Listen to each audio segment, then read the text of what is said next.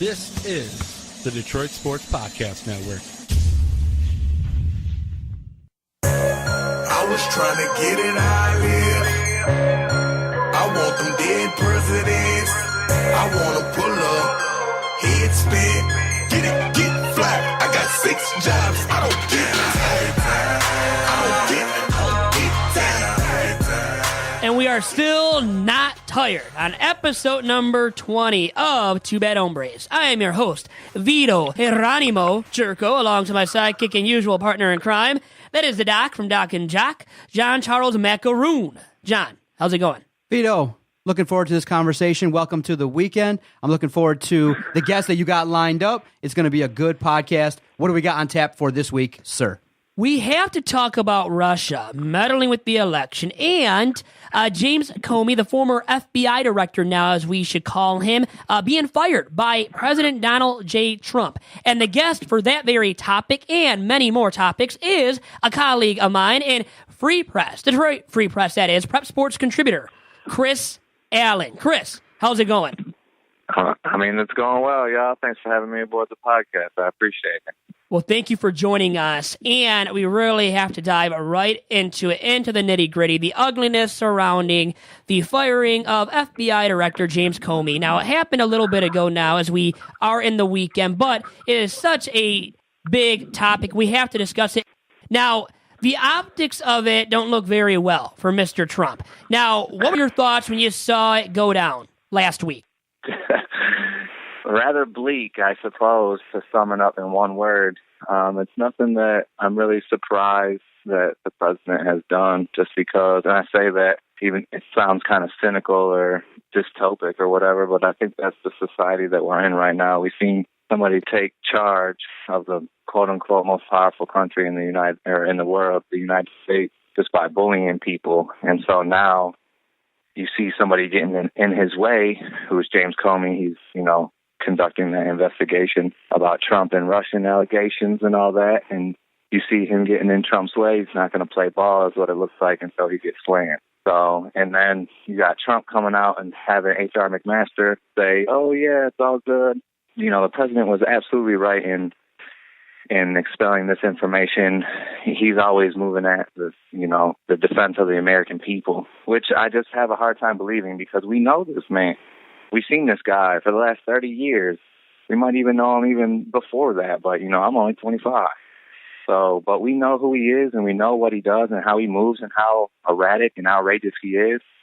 And he's used to just firing people. We know that. So when it came down to this, it really wasn't anything surprising to me, but it's just like, when are we going to draw the line? Especially Republicans. Like, I know this is like in the air, some notable Republicans are moving away from the president. Well, you know what? If this was the last president that was doing this, we would have been already through, 2/3 of the investigation process trying to get impeachment or something like that. So what I'm most surprised about is the fact that just like the quelling of all the information is, as this comes out, it's just like, oh no, he meant to do this. And then Senator or Attorney General Jeff Sessions and Senator so-and-so from this committee, approved it. It's not just me, so he's always just having co-signers or, gaslighting from around the way to try to deflect from information that is truly important to us. The president of the United States is like the most important person in the United States, I suppose, and one of the most important people in the world. So if you can't move honest, I don't know if you're a good representation of who we are. But Chris Allen, we're trying to be, shall I say? Chris, remember, all the negativity surrounding Trump is just fake news, though. He's told us it's all fake news, my man. But in in defense of you, and I agree with you here. People will say, oh, he's defending the American public. Really, he's looking out for his best interest and protecting his behind, because there is this ongoing investigation into the Russian meddling with the election and leading up to the election specifically. Mm-hmm. And that's not a good look for the nation, and coming out of the office of a guy holding the very highest level position, right? The most important position in the entire nation, perhaps in the entire world. And him just firing people off the cuff It's not a reality show anymore, man. You're not just trying to go for ratings and getting people to listen to you or view your product, as in, Celebrity Apprentice or The Apprentice when he was running that. It's no longer that. He is now running the nation. And the optics of it, for me, it draws upon the perception that it is a very big-time conflict of interest for him to fire the FBI director leading an investigation that involves him.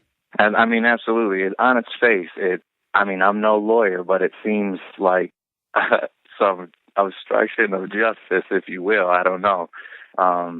I know our colleague Keith Olbermann, he seems to think so. He's been super, super vocal about that.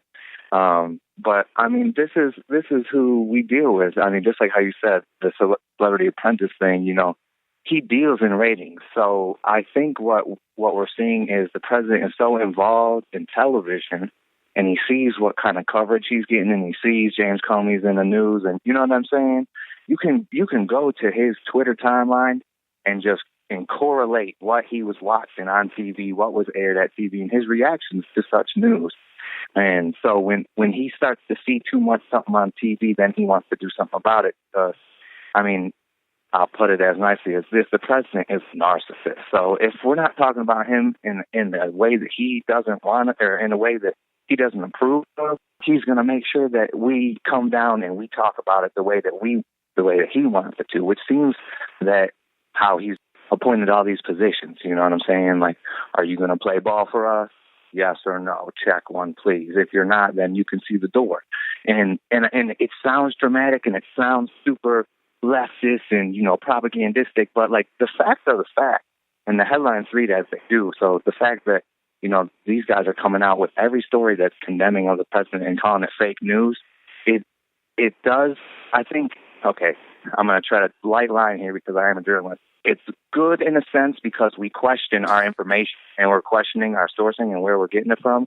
However, they're causing controversy all over the place, and we have very impressionable people in America, and there's people who don't trust, the public journalists who are available for us today, right now, just because of this guy is telling you don't trust it. But they're trusting other, untrustworthy news sources. So everything is just super ironic nowadays and super backward, it seems. But I try to be as optimistic as possible. I'm just hoping lawmakers and senators and, upper echelon of society can come together and put a Band-Aid or something on this situation at least. Chris, you're playing it fair, and I appreciate that. But think about this. What if Barack Obama had fired James Comey with an investigation ongoing? How about the optics of that would have been present? I couldn't even imagine the theories or conspiracies, if you will, that could have been started. And you can map that over anything Trump has did. You can say if Barack Obama did this, you could even say if George Bush did. You know what I'm saying? Because in my opinion, George Bush was a decent Republican, and he at least stood up for all people. Whereas with Donald Trump, you don't really see that. He claims to be, standing up for all people, but at the same time, he's bullying people into the corners that he wants them to be in. So I don't know. And plus, when you compare, I don't like to compare Barack and Trump because Trump is anti-Barack in my opinion. And we're comparing somebody who actually has political clout and worldly influence with somebody who's just past, who's Donald Trump. And I say that because his whole political clout came, 9 years ago or whenever he came up with that birther theory. And I understand that he has clout in the media and whatever, but that was the whole thing. Essentially, was he got millions of people to think that the president of the United States wasn't born here, and made him overturn his birth certificate, which he did, by the way, which is just super, super disheartening that he had to do that. The American people were so up in arms about it, but at the same time, on the flip side with Donald Trump, he won't overturn anything that we've requested out of him. You know what I'm saying? So you had somebody with Barack Obama who jumped through every hoop that you made him jump through in order to do what he had to do, and I respect that. And now you got another dude who's just pointing fingers and saying, "Hey, do this, do that." If you don't, we see what happens. Well, yeah, if you don't defend his word, protect his word, that is Trump's word, you know what? You get fired. Correct. He just fires everybody that's in his path, and that's not right and not a good look for the nation at all. And then there's this bombshell, Chris, that came out earlier in the week. Trump defended sharing ISIS information with Russia. Once again, How about the optics of that? Don't look too well, huh? Well, precisely, especially if you were to compare that with Barack Obama and, everything that was coming out of the media, I suppose the right-leaning media, when he first took office and, had this had happened or had he, we're still, what is this, 100 days in office? Did that just happen? I haven't been counting, but nonetheless, here we are. If Barack Obama had done that, they would have been like, oh man, everybody's up in arms. But here we are, and the most that we have is top GOP senators or members distancing themselves. What does that even mean? You're they're not going to talk to them. Their aides are just going to talk to each other. They're just back channeling with the president at that point. And distancing yourself from the president just doesn't make any sense. It's what? I don't know. I think everybody knows. I'm sorry, I'm getting emotional, but I think everybody knows just how erratic this guy is. And you can, this is exactly what we were talking about. When I say just somebody who was not pro-Trump, when he was campaigning, was you can't trust this guy with any information. He'll just disseminate it in any way, shape, or form, whether it's tweets or vocalizing it or whatever it is. You can't trust him with nothing. And it's and we're talking about a 70-year-old man. If this 70-year-old man is out there gossiping like that, what makes you think that he's going to change for the American people? I don't. I just don't think so. If it was Obama, you know what? Not to cut you off, Chris. I'm sorry about that. No, but go ahead. If it was Barack that would have done this, the Republicans would have said, "How do you spell impeachment?" Right? And then it's the liberals doing it. Well, it's horrible for anyone slanted towards that side of the political field to do so, though, regarding Trump and what has occurred. Well, what is so crazy about the whole thing is usually history shows us that the Republicans have been the most paranoid, if you will, about Russian invasion or just Russian tension, period. They have never trusted them. They have never, I suppose we as Americans really haven't trusted them in a very long time, but usually it's Republicans leading that revolt. And now we have the president, of the United States who's trying to open up U.S.-Russian relations and not telling us why, which I think is the most important part. And they're leaving it out on purpose. It seems why? I understand that top GDPs could work together to make great things happen, but considering our history with Russia and everything that's happened thus far, I don't think that it can be possible within Trump's administration, especially considering Trump's administration, who's in charge and just who he is and how he goes about. And did we just piss off every single conservative out there? Every single Republican? We might have just done that. I hope we didn't. And that's why we're gonna change the course here a little bit, switch gears, I guess you could say. And wanted to talk about Kendrick Lamar's new album. I know you're a music guy. You can discuss it and break it down from every single angle. And for me, I know a few of the songs, and I like them big time. I like DNA. I like Humble. Be humble. And I say that to Doc, my co-host here, all the time. Be humble. And Kendrick Lamar now has perfected it in a song. Now, what are your overall thoughts regarding this album? What seems like it's been critically, big time critically acclaimed, too. Yeah, absolutely. First off, I'll just tell you what I thought of the album minutes before I listened to it. I told myself, there's a lot of hype around Kendrick Lamar, especially in the community of hip hop, just because Drake is so big and he's so pop now. Oftentimes Kendrick and Drake get juxtaposed against each other. So the fact that Drake just dropped his playlist Cough Cough album, a couple months ago, and then Kendrick dropped this, it was the hip hop community was going to have their eyes on this no matter what, because this juxtaposition has just become so natural in the last couple of years. So between that and the Twitter sphere and just the blogosphere and all of that, there was just a ton of hype. Oh my gosh, new K-Dot album. And sometimes that can ruin an album if you let it. I suppose if you let it, but if you just ingest too much surrounding stuff, you know what I'm saying. So I just stayed away from social media for a couple of days and told myself right when it came out, I have Apple Music and all that. Told myself right when it came out, I'm gonna love this album no matter what because I love Kendrick Lamar. and that's it. And he could release a bad album, and I'm still going to defend it because that's who I am and that's who he is, and this is the culture and this is hip hop. And I know that he moves with that in mind always, and you can tell that within his catalog of albums, starting with Section 80, you know, to Good Kid, Mad City, then to Pimp a Butterfly, and then now with Damn. It's like, how do you top what you've already done? And then he seemingly has done so. I don't know if he's topped what he's done, but he's definitely given us a solid contribution. Once again, you know, the hip hop term is classic. I'm not sure if it's classic yet. I want to call it a classic off rip just because it's so creative. And I say that in regards to the track listing. Kendrick Lamar is Gemini. I don't know if y'all know that. So it's just like within Gemini, I am one as well. Within Gemini, there's just a lot of contradictions. There's a lot of conflict. You know what I'm saying? There's two sides to every coin. And we see that in the album because the intro, Blood, it starts off with like a little talking sample. So it leads you into this story that way. Well, if you listen to the album forward from Blood to Duckworth, it's an enlightening experience. You go from being in the gutter and then realizing you like seeing the light essentially. Well, if you listen to it in backward order, starting with Duckworth and going all the way to Blood, because in the beginning of Duckworth is another audio sample. It gives you the same story told backwards, but there's a different twist to it. And this time you're going from the chants that he talks about at the end of Duckworth. I don't know if you guys are familiar, but he talks about how Pop, his manager, and his dad like coincided at this chicken joint years back, like when Pop was robbing the joint. He was gonna kill some people in this place. And Kendrick's dad, Ducky, was working a joint, but Ducky had always hooked them up with like extra chicken, extra biscuits or whatever, so he let him live.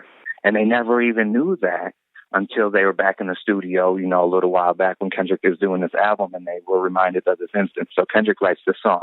So at the end of the song, he says, like, you know, how, you know, had he killed him, you know, I would have grown up like this, and the story would have went like this. And then if you listen to it from backwards, you get that reaction out of it. It's more of a hard vibe, and you go from the light to the darkness, and you end with blood. You know what I'm saying?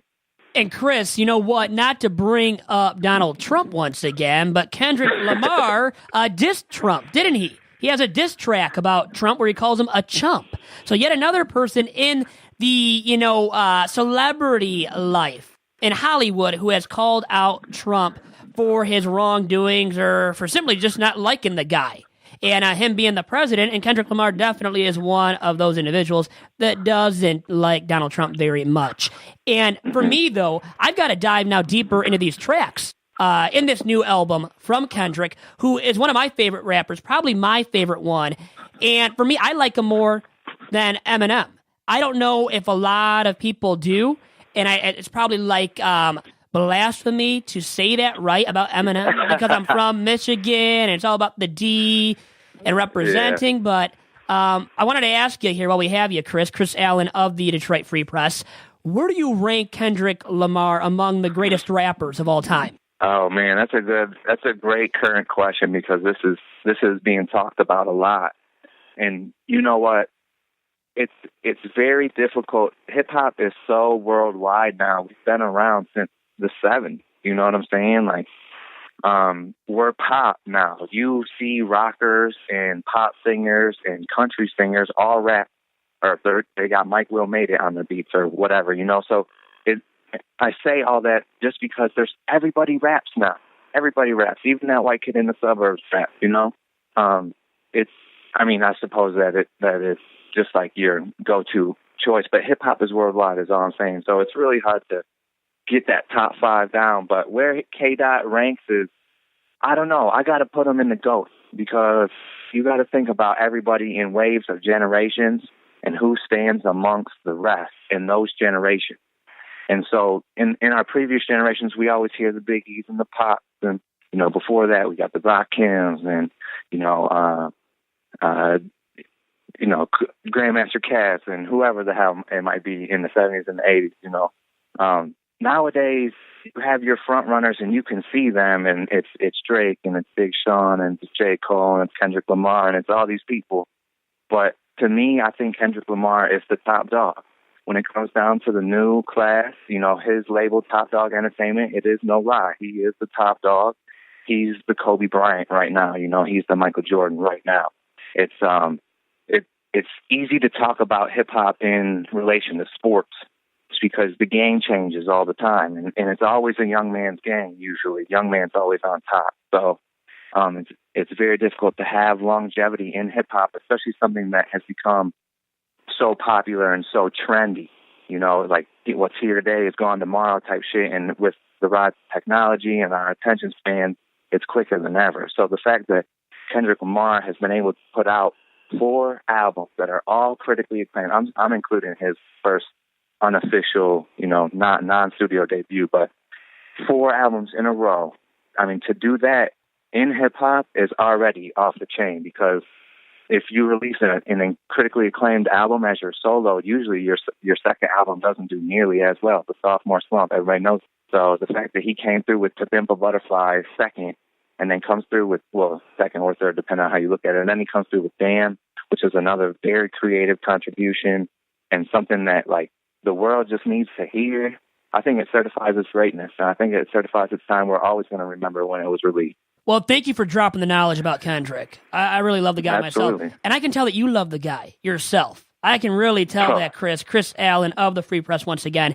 And Chris, I've got to leave you with this. Okay, explain to me your Twitter handle and its origin. It just doesn't, I can't figure it out. It's at Frizz Allen. That is Friz Allen. And in your Twitter bio, you have logo file, writer, and invigorator. It's me. And then contact Frizz Topher Allen. So I see the Christopher. I see that, with the Topher Allen at gmail.com. But your Twitter handle, explain to me the origin of that.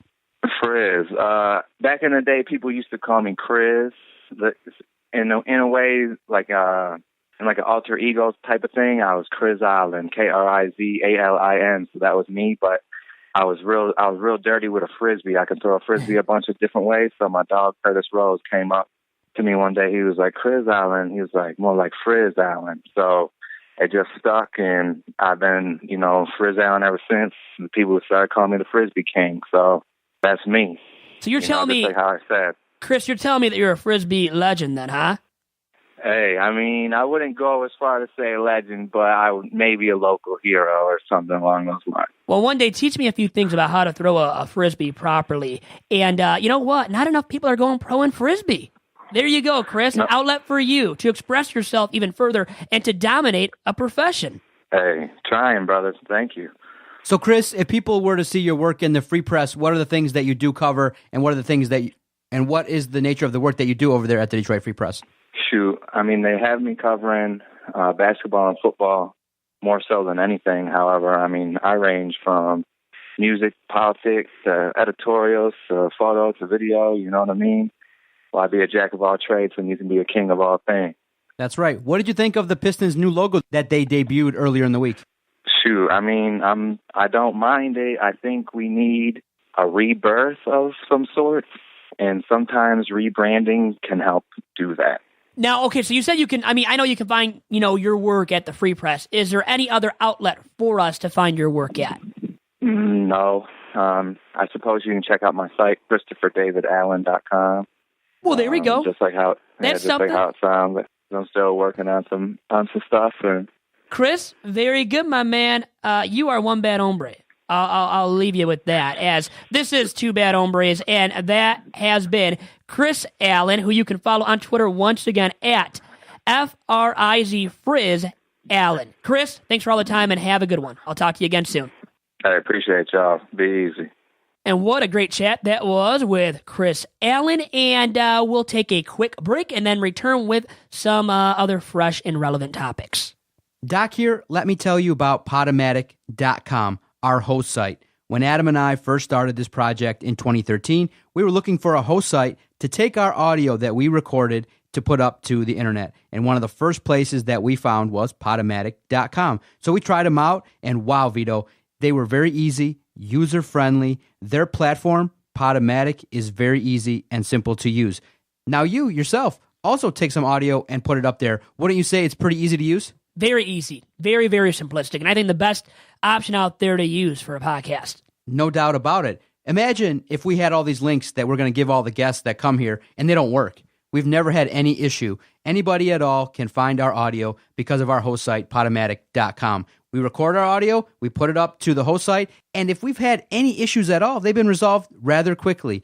Great customer service. It's been the only place that we've used. And if you're looking to start a new podcast, take it from the Detroit Sports Podcast Network. You see the daily shows that we put up. We've only used one host site, and that's Podomatic.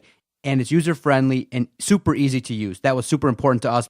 And why waste all your time trying to upload your audio when you can go to Podomatic.com and you'll take care of it? And I mean, look, you yourself, you said you upload the audio. Takes you no more than, 10 minutes? Oh, even quicker than that. Yeah. You said it yourself. If you want a quick and easy way to upload your audio to the internet, Podomatic.com. If we go down, then we go down together. They'll say you could do anything. They'll say that I was clever. If we go down, then we go down together. And back here on episode number 20. It is episode 20. How about that, Doc? Woo-woo! And let me ask you, I got to ask your honest opinion here. Do I get a little bit overly excited about the episode numbers at times? I kind of always say, hey, look at this. Like, revealing to the masses that it's so important to me. I think but I'm trying to be humble. I'm trying to be humble like Kendrick Lamar. His single, Humble, that's a really good one. I don't know if you like Kendrick Lamar. We were talking to Chris Allen. I was. You were there sitting back, enjoying yourself on Twitter, probably. I would imagine you're the social media addict like we've discussed on previous editions of Two Bad Hombres. I'm not really a fan of hip-hop too much. I'm more a fan of 96.3, 100.3, easy listening, as they say, in the stressful job that I have. But stressful? Yes, I have a stressful job, don't you think? What do you think? I'll give it to you. I was just, I like anger a little bit there. I want to give you props. I've enjoyed the guests that we've had on this week. Earlier in the week, we had two great talented singers, that are going to do great things in the music world. Chris, like yourself, sounds like a great journalist, and I like that he's got a little bit of a bravado. And he's kind of like, why be a jack of all trades when I could be the king of several? So that was pretty cool. It was a good interview. I enjoyed listening to him, and maybe I'll tune into a little bit of Kendrick Lamar on the way home. So I'm curious, Vito. Now, are you familiar with how to use Snapchat properly? Because you were sending me snaps over the last weekend, and I was a little bit confused. Were you a little bit loose or something? Because you were screaming into the phone, and I don't know, did Nick take your phone and film you and you sent it to me? But I got a couple of snaps from you with you just screaming into the phone. You're calling me inebriated when I wasn't inebriated. You know how offensive that is to me, Doc? What were you doing over the weekend? Having playful fun. I was having fun with my buddies. We went out later that night, but at that point, I had a few cervezas in my system, but it wasn't because of that. It wasn't alcohol-induced. I don't think, come on. Don't you see me as a fun-loving guy? Yeah, I do stupid stuff at times. You were screaming things that I couldn't understand. They weren't even English. Good. That was the point of it. I didn't want you to understand it. Oh, okay. I was shouting out Ultra Music Miami. Yeah. Which is where I went. For the festival I went to in Miami for my trip. I shouted it out. So actually, I think it was able to be heard well enough. Okay. Now, there was music being played in the background. So maybe that hindered your ability to hear it. Ultra music. Okay. Something like that. Gotcha. Having some fun with it. See, I was like, what is he doing? Is this meant for me? What is he trying to do here? Okay, so I finally understood what you were trying to do. So you had yourself a good time and went out in the last couple of weeks. So it's been fun. I did. I went out at St. Clair Shores on Friday night. Sunday was a great Mother's Day. And let's talk about that a little bit now, I guess. I don't know. I got to ask you, and maybe the listeners can get involved, can tweet at us, at Detroit Podcast on Twitter, and for myself, at Vito Jerome on Twitter. Is it in bad taste to take your mom, to take your mother to a baseball game on Mother's Day? Because, okay, I'll say this now to everybody. I took my mom to a Utica Unicorns game at Jimmy John's Field in Utica. Excellent. First time ever being there. Took her there with my dad and my brother. But she's not a huge baseball fan, nor is she a huge sports fan. So is it in bad taste to take her there? Well, did you tell her in advance or was it a surprise? In advance. I would not surprise her with that. Okay, very good. So if she's aware of it and you tell her and that's what she wants to do, that's usually not something that a mom would want to do. If you had told me that last week and said, hey, Doc, I'm thinking about taking my mom to the Unicorns game, I'd be like, at Jimmy John's Field? No, you got to go easy. You got to go to a nice restaurant. It's usually about food. It's usually about you taking care of the dishes or doing something nice for your mom. But I've never taken my mother to a sporting event because she doesn't like sports. But I'm very curious after we talk about your experience there, because many people are raving about the place, and I'm curious about your seats, your vantage point, the quality of play. I'm very curious about the new Jimmy John's Field because it's the talk of the town. A lot of people here on the east side are talking about it. But in terms of what you did there, I'd give it a D, a solid D. Oh, my God. That's not a good choice at all, man, because... Give me a C. No, you get a D for that. Oh, man. You get a solid D because for Mother's Day, you have to do something that you know guaranteed that she'll love. Not that you could, not that she wouldn't enjoy it, obviously, because she gets to spend time with her kids and her husband. But for Mother's Day, it's about her. Why did you think to take her to a low level minor league baseball game when you could just buy tickets for a couple days later when the major league team is playing at Comerica Park? I would never take her to a game at Comerica Park on Mother's Day. Now, that might sound odd after I just told you I took her to Jimmy John's Field for a USPBL league game with the Utica Unicorns playing. And, okay, so let me explain myself with that being said. I would never take her to a Tigers game at Comerica Park because she's been to Comerica Park numerous times. This was for the newfound edge to it, or vibe, that was sent off to me because dare you? She had never been to a game there at Jimmy John's Field. It's a game that's more kid and or family oriented, right? It's an atmosphere. I guess. See, thank you. You better not only guess, but know for sure that it is more of a family oriented atmosphere in the respect that you can bring your kids. They run the bases. I know they do at Comerica Park on Sundays, but there is a kid zone. Actually, a kid zone at Jimmy John's Field. Kids can get their haircuts free. Not that this even pertains to my mom at all, who's a 50-something-year-old woman. I will not mention her exact age because I would get in trouble, big time trouble for that. But actually, to sum it all up, she enjoyed the day because she was around her two sons. Now, she didn't enjoy the day because she was with her husband. That's a story for another day. Okay, let me just say that. She enjoyed it because she was with her sons, Dominic and I. And it was a nice enough day, a little bit cool in the shade, but once you walked out and were in the sun, warm enough to enjoy yourself and to kind of just live it, take it all in. All the different features and attributes of a ballpark such as Jimmy John's Field, which you won't find at a major league ballpark. So I took her there for the quaintness, the uniqueness of Jimmy John's Field, which I had heard rave reviews about it. So I would say in reviewing it too, Doc, to everybody, I would give it 3 out of 5 stars.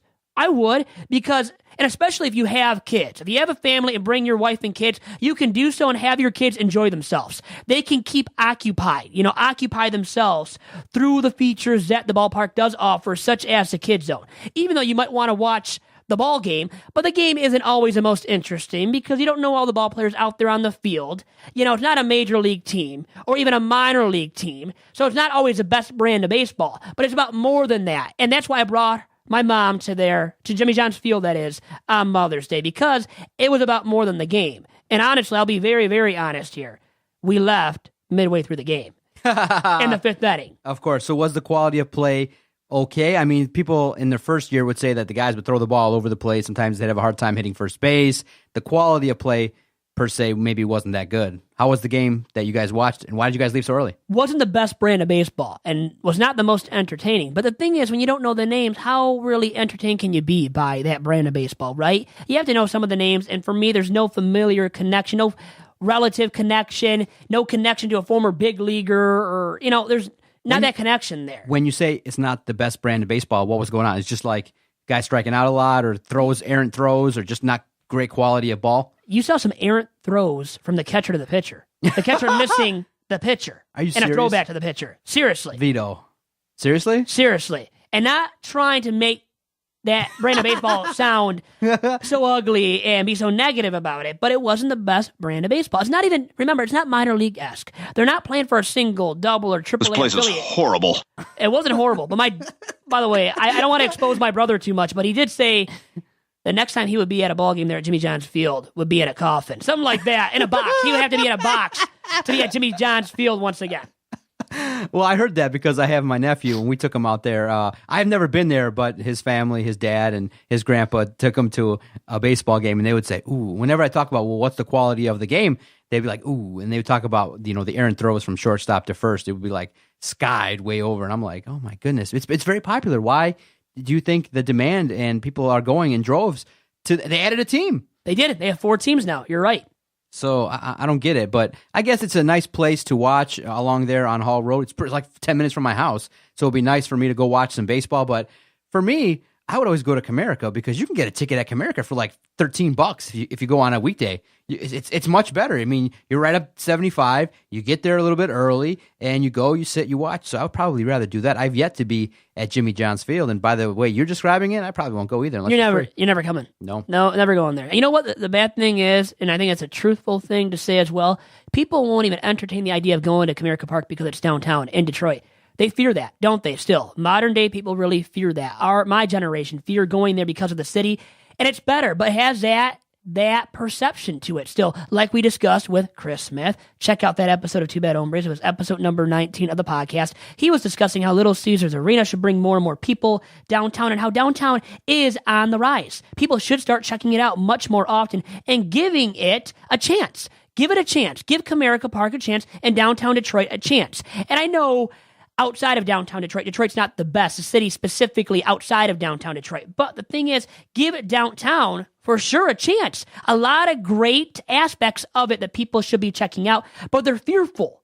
They're fearful because of the negative connotation that Detroit has received over the years from widespread media. But you said your generation. I see a lot of young women that go down there. I see a lot of young people in their 20s. And let me take that back, actually. I would say more of your generation. But no, actually, not even your generation either. A step above, so the older than you generation, like my dad's parents, grandparents. Well, for me, my parents and grandparents, their generations, and maybe even a little bit older. But there is a certain sect of the population of Michigan that I think fears Detroit. And they're going to go to Utica because it's in a nice area. Oh, please, Vito. Listen, well, I think this is 2017. I think you get that. I think people think that. And it is a very nice area, and that's the appeal. By the way, but just to describe the appeal, you asked me for the appeal. So I guess to get away from what I just said about Detroit, which is true for some people. They have that stuck in their minds. I don't know why they do, because I don't. I really don't. I love downtown Detroit. I go to Greektown almost every weekend, it seems like. So trust me, I love downtown Detroit. Are they letting you back into the joint? I hope so. I hope so after what I did the last time. Gotcha. But no, nothing ever that bad from V here. Well, no, but, No, do you recall, that you had issues getting in with your ID? Oh, well, God, yes, I did. And, 2 years ago. What was it? Firebird Tavern was going to give us a chance to do a live podcast there or something. That would have been a really cool recording of the pod. But anyways, back to my point really quick. I think the appeal of Jimmy John's Field is the area, right? It's off of M59. It's a nice area. And on a nice summer day, you might just venture out to Jimmy John's Field, check it out, and to find out what it's all about. And I would say I recommend it for those who have kids and young kids. Not like, teenage kids. But I would say young kids, you can take them there, and I think they can enjoy themselves. They'll find themselves occupied with something. Okay, so you rated like a 3 out of 5, which is like 60%. It's like a little bit below a C. But did your mom appreciate going, and did she have a good time overall? I can't even take her car now because of the fact that I took her there. Okay. No. She enjoyed it. She really did. I was surprised with the level that she enjoyed the ball game on Sunday. And then, by the way, a shout out to my cousin's restaurant, 2941 Street Food. We went there after in Rochester Hills, Michigan on Auburn Road. 2941 Street Food, who I tried to get as a sponsor at one point for one of these podcasts that you and I do together, Doc. Very good food. You should check out, definitely. It's like Middle Eastern cuisine. It is that kind of food. Or that Mediterranean fresh food, fresh eating, fresh chow, I believe is how they refer to it as. I had a really good mini bowl with chicken, also lemon basil sauce, I believe it was. It was very, very good. Everything I've gotten there has been good. And I'm not just saying it because I'm biased as a relative of a person who works and oversees, helps run some of these 2941 street food locations. As there's one in Birmingham as well, and there is one in Midtown. So check out 2941 Street Food. And I think my mom even enjoyed the day a little bit more because she went there. And we saw a family friend at the same point who works at this location of 2941 Street Food in Rochester Hills. And then after that, we went and saw my grandmother. Always a great time seeing her. And we took her to Culver's. Have you been to Culver's? I'm a fan. It's good food. It's not too bad. It's a place that could be on the list. I have more of a preference for Five Guys if I'm in the mood for burgers, but it's all good. By the way, my cousin who now helps run some of these 2941 Street Foods or, has a role with 2941, he had a role with Five Guys and Fries at one point. How about that? Another really good place. As you noted, Very good burgers. And I don't know if we did a poll of best burger places in Detroit or throughout the state of Michigan, but Five Guys and Fries, I would have to say would have to be near the top. Don't you agree? So overall, your mom had a good Mother's Day. Yeah, Five Guys is great. It's a good burger. It's good food. That's what Mother's Day is all about. Good food, good fun. So that was my Mother's Day. Enough talking about that. How was yours, by the way? What did you do? My Mother's Day was pretty good. Mom came over. My wife invited her family. We had fun outside. The weather was great. That's why I'm kind of curious why you didn't take advantage of the nice weather with your family and things like that. Maybe go out to a baseball game. I'm not really certain, Vito. Next time, you got to run your plans by me and be like, huh? Why would you do that? We just did the family thing at the house in the backyard, hung out, ate some good food, and hung out with the family and did the quiet thing. Especially on a weekend with the nice weather, I wouldn't have wanted to gone out. It was just nice to enjoy the beautiful weather that we've been having here in Michigan. By the way, you saw Zuzu on Friday night. He sent me a snap. He invited you. He wanted you to come You do over. a lot of snapping with him. Explain that now and what that entails for you when you do Snapchat yourself. My nephew's 7 years old now, and he wants to watch baseball, so we stayed up a little bit and watched about 7 innings of the Tigers game on Friday, the game in which they lost to the Angels. But he wanted to watch it with Vito, so he enjoys, from the time he met you at a Detroit Tigers signing, he's wanted to hang out with his boy Vito, and you just keep no-showing him, but that's fine. He understands you're a busy man, a man around town, and that you're a busy guy. But he understood you were busy. I'm like, he's probably busy, but he's like, hey, doesn't matter. He's a cool kid, and at 6, 7 years old, they don't get rejection. They don't care about all that. He's like, invite Vito over. I'm like, no problem. Hey, so, I would have gone over if you weren't there. Yeah, exactly. I'll go over for Zuzu, not for you. Exactly. You would have had a good time. You don't treat me right at the studio, so hey, I'll go see Zuzu. That's right. Speaking of him, though, what a great kid. I think he'll grow up to be a really good adult, by the way. Now, I think you think the same, obviously. Yep. Now, let me ask you, though, about Zuzu. When is he going to come into the studio? We got to bring him in for a segment on Too Bad Hombres or Tigers Talk. He would love it. I think let him mature a little bit, maybe in the fall, towards the end of the year, I think would be a fun time when he's a little bit older, because I think when he starts talking, he might say some things that are a little bit inappropriate. These young kids will say some things that might be unbecoming. Off the cuff that they don't really intend on or know the meaning of, right? Politically incorrect is the there best we way go. to put it. Well, just like our president. He's politically incorrect all the time. Now, I do want to double back on what Chris said a little bit. Yes. And respond to some of the things that he said. Now, obviously, we all understand that many people are not in support of what the president has done, okay? But you guys realize from the other side of things that you're not convincing a lot of the people that are his supporters that he's totally wrong. Now, how I'm conceptualizing it is this. The liberals got Donald Trump elected by talking about him 24/7, nonstop. The left and the media just elevated Donald Trump to the point where he got elected. And now they're at the point where, the media's like, oh, we want to do something to catch him, okay? But do you think all the complaints about what he's doing with Russia, about what he's saying, about who he's firing, about all the diversions, about all the tweets are really affecting the people that support him? I feel like you guys are trumpeting the horns to people that are already against him. You're not converting, I think, the majority of people that support Donald Trump to not support him. And I feel like if the mission is to get Donald Trump out of office in 4 years, talking about him every minute of every day, every word that he says, every minute decision that he's coming up with is elevating him to the point where people are going, what's all this talk about? And I think the same thing is happening that got him elected, in that you're making Donald Trump much bigger than he really is. He's a guy that has meetings. He's a guy that says things, and he wants people to be loyal. And he fired somebody that people on the left said was a guy that wasn't doing his job, and that even Hillary Clinton said, hey, why would you release this stuff at this point in time? Comey caused Donald Trump to come into office. So I'm not telling you if I support Trump or not, but what I'm saying is if liberals want Donald Trump to no longer be in office, so I don't think complaining so loudly via all the social media platforms is the way to go. It's just not. Well, I'm not doing that. You're complaining. You spent 15 minutes with No, Chris. not on Twitter, not on social media. You just said social media. Okay, so what I said is not affecting his supporters. It's not, but I can still say whatever I want. You through this platform too, right? Unless exactly. you kick me out. No, you can say You're it, not, right? But the strategy would be is, okay, yes, we are well aware that people on the left are not happy with pretty much anything Donald Trump does. But do you think that's a strategy that's going to cause his popularity to decline?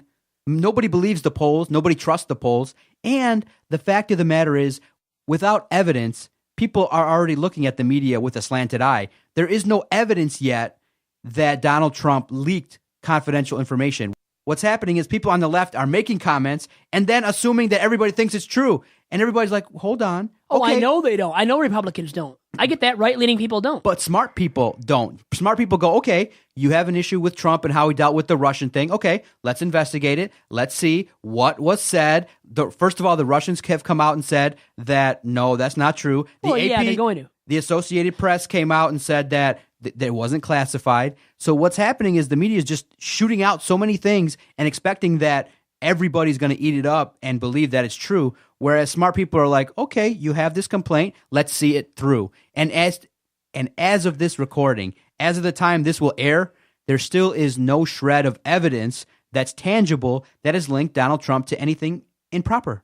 So what's going on is the media is really kicking themselves in the foot because they're throwing all this stuff out there and assuming that it's just gold, that it's locked. It's through sources, it's through misinformation, and the information that's coming out is not all the way seen through. It's like the news cycle is just going from bullet point to bullet point to bullet point. But now I'm going to go back and say, was James Comey the right guy for the FBI? But he should have fired him a long time ago then. Why now? Just admit this. Or tell me your opinion on this, the optics of it. Don't they look bad? Don't they look bad at this time when he fired Comey, though? That's really my big point. But if you care about optics, Donald Trump's entire presidency is going to look bad. He doesn't care. You realize that he wakes up every day, and you know what he tells himself? GD, I'm the president of the United States. I'm a common man. He doesn't care about all this nonsense, all this noise. The fact of the matter is the media keeping his name in their mouths all the time is elevating his narcissism. So if you want Donald Trump to go away, stop covering him. Stop covering him with this veracity. The media's not going away, though. It has the right to interview him, to pester him. My opinion would be that the coverage of Donald Trump from the media is elevating him and not decreasing him. It's making him a topic every single day. People are debating him every single day. You know, you got Greg Popovich talking about him every single day in his press conferences. You got Donald Trump on the top of everybody's mind. And for me, I'm not looking at him that closely. I got 2 jobs. I take care of my family. I go forward. That's about it in terms of Donald Trump. I hear from you and Chris and everybody in the media about the whole healthcare thing. I woke up today with healthcare. I'm still covered. And if they jacked up my premiums, I would then start to look at it and go, okay, you know, if it goes from $500 a month to $1,000 a month, I'm going to look at all the options to get in a range that's comfortable for me. So did I have fury? No, because here's the thing. The version that passed in the House is not the version that's going to be looked at by the Senate. Everybody just jumped to a conclusion like, oh my God, my healthcare got ended. It didn't happen yet. Well, the sad thing is, the Republicans, it didn't happen yet. Republicans, Paul Ryan, Trump himself, Mike Pence, all these Republicans are speaking highly of that health care bill, though. It's going to change a lot, be amended completely, or a lot at least, right? Exactly. But the thing is, they're talking so highly of this bill when it's going to be amended. That's what kind of looks bad, though, a little bit, too. Like, it's politics. They're acting like it's not going to It's all politics, Vito. It's all politics. At the end of the day, if everybody read it, and they don't like it, contact your senator and voice your complaints. But to have this nonstop debate like it was taken away, and then you have people saying, you know, I have diabetes, I have no coverage. It hasn't happened yet. It hasn't passed. So read up on it. Talk to the appropriate channels of people that can help you. And if it's not going to be right, then go out there and do your best to fix it. But I just think that the media is doing a disservice by complaining so much about Donald Trump. It's making Donald Trump more likely today that he's going to be reelected. And if your vision is for him not to have 8 years in office, You can't talk at all. Can't criticize him. How about, though, when the right was criticizing Obama every step of the way? Come on, though. It's a two-way street. Here's one point I wanted to make, is that Democrats are, slamming Trump right now, but Republicans were slamming Obama. It's a two-way street, and it's ugly in both ways to a certain extent. There's no unification. It is so divided. The parties are so divided. Right? Yes, exactly. Which is sad. There needs to be a uniting of the parties or no parties at all. The parties are killing America. Exactly. Right? And so that's where the smart people are looking is like bureaucracy means nothing. All it is a bunch of people talking. That's why a guy like Donald Trump entered into office because people were like, if I put a politician into office, they're just going to talk to each other and there's going to be no movement. Whether you agree with the movement or not, Donald Trump is going to make movements. And the problem is he's going to make waves. People didn't even read the bill, though. They didn't read the bill. How bad does that sound, though? I didn't say I support government. That's why I'm always of the opinion that if you're so heavily invested in what the government's doing, you just might as well go and beat your head against the wall, because you, as a citizen listening to this, are probably smarter than the senators that are making the laws. So that's why I always advocate for less government, more focus on the individual. Guys like yourself going to work, guys like me going to work. You know, if you want to spend all day talking about politics and reviewing what Donald Trump is doing, you're wasting your time, because he doesn't care about you. If you think about it, Donald Trump really doesn't care about half of the American people. And those people need to think, what's going to make my life better? What is going to make my existence a lot better? And worrying about politics isn't it. You're going to have a lot of headaches. You're going to have a lot of stressors, because the government itself is wasteful and run inefficiently and doesn't do things correctly. So why focus on that? Focus on yourself. Focus on working hard, doing everything that you can for your family. If you want to spend your life examining the issues of Donald Trump, he doesn't care about you. He doesn't care. Oh, and you be there all year long for multiple years dissecting his issues. But the thing is, I don't really discuss politics outside of this podcast platform on Two Bad Hombres. Yeah. I don't just go beat my head against the wall over issues left and right. I don't get into that kind of political discourse with my family and friends. And my friends can back me up, and my family even. Now, actually, my mom, dad, and maybe my brother. My brother really is heavy duty into it. He really gets into it, knows his stuff like the back of his hand to a large extent. I don't as much. So I'm not going to just discuss it with the random or average Joe. That's not me. So I don't get into politically heated discussions. But on this podcast platform, can't we discuss whatever we want to? But it's not going to affect him. It's not going to reach him. He's not going to change his ways because of me. The sad thing is, though, well, does he care about my pre-existing condition? That's where a person like me, I have to worry a little bit about that new health care bill. I do. So as much as it doesn't affect you, perhaps, it does affect somebody else. There is that trickle-down effect. Okay, so ask your parents, and you'll report back next time, what kind of insurance did you have when Bush was in office? And let's see how different it'll be when Trump's in office, and we can start comparing. That's all you can compare, is that there was health care when Bush was in office, there was health care when Clinton's in office, there'll be health care, and it's just an issue of, the standard debate about should health care be universal? Should everybody just have access to insurance? And it's a debate. It is very debatable. It's very debatable. People are having that debate. But what I'm saying is Donald Trump should be covered. But I think the strategy should be different if the vision is you don't want Donald Trump to elevate to the point where he's going to have 2 terms. That's all. If the left wants Donald Trump not to be in office, then covering him like this is not it. You're just elevating the amount of support he has from the right, and you're just elevating him as the guy that's on the TV all day long, 24/7. People aren't changing their opinion because of what's being said on the news. They're not. If you support Trump, then you support him. If you don't support him, then you don't. I don't think the left is converting the right.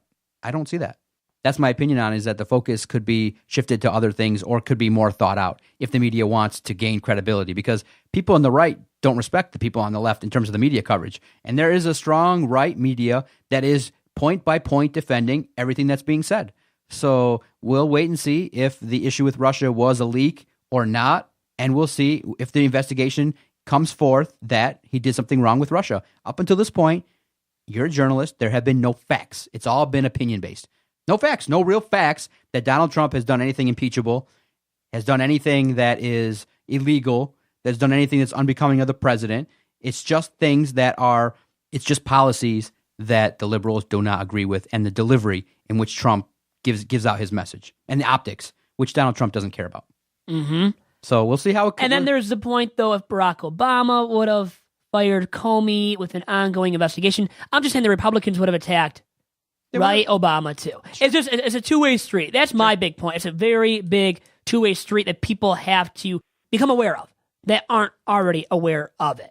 See, it's a good talk. That's how we can be civilized. You can state your points. I can state mine. You can say whatever you want. It's just my opinion is that, the way this is going, you're going to have Donald Trump have the hugest ego, and you're going to have Donald Trump be on the news every single day for the better part of 4 years. There is no way that Donald Trump will not win the next election. But he's a big-time ego anyways.